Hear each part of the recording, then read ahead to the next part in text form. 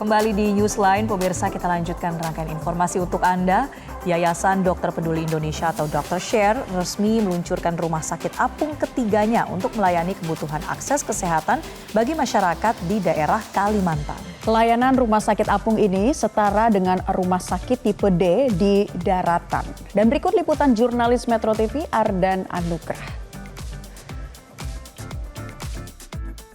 Memperingati hari jadinya yang ke-15 tahun, Yayasan Dokter Peduli Indonesia atau Dr. Share ini meresmikan rumah sakit apung barunya yang bernama Dr. Lee Darmawan III. Memang rumah sakit apung ini secara postur lebih kecil dibandingkan rumah sakit apung Dr. Lee Darmawan II, yakni dimensinya sepanjang 22,8 meter kali 4,98 dan tingginya ini setinggi 1,95 meter. Dan rumah sakit apung ini setara dengan rumah sakit yang berada di daratan, yakni yang tipe D, di mana rumah sakit ini memiliki fasilitas ataupun juga layanan kesehatan seperti dokter umum, dokter spesialis kandungan, dokter spesialis bedah, dan dokter anestesi.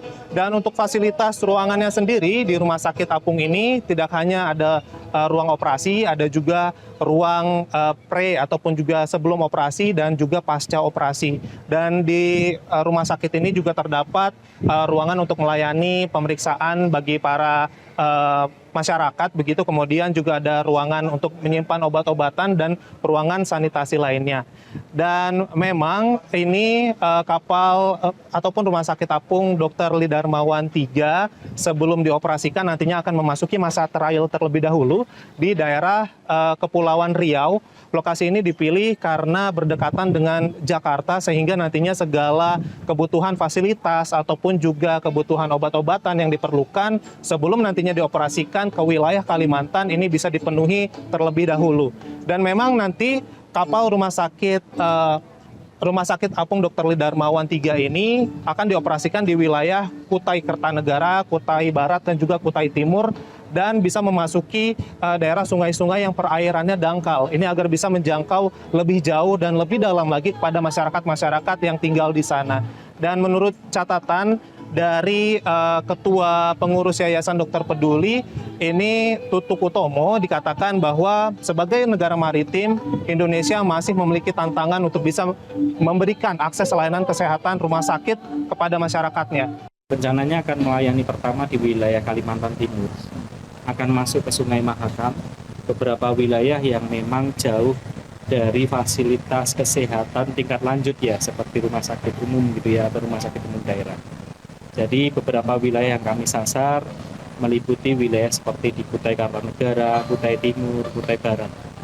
Dengan adanya pengalaman implementasi rumah sakit kapal saat ini, ada beberapa kriteria-kriteria yang dimunculkan, salah satunya melalui program DBT FMS oleh BPJS Kesehatan dalam rangka untuk mengidentifikasi wilayah-wilayah sulit akses pelayanan kesehatan di Indonesia.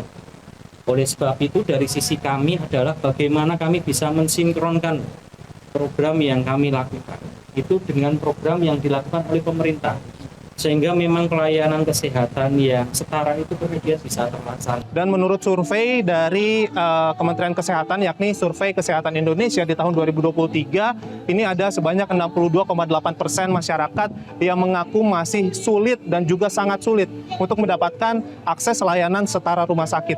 Sehingga memang diperlukan upaya-upaya lebih untuk bisa memberikan akses layanan kesehatan kepada masyarakat yang tinggal di daerah terdepan, tertinggal, dan juga terluar. Dari Jakarta, Ardan Anugrah, Metro TV.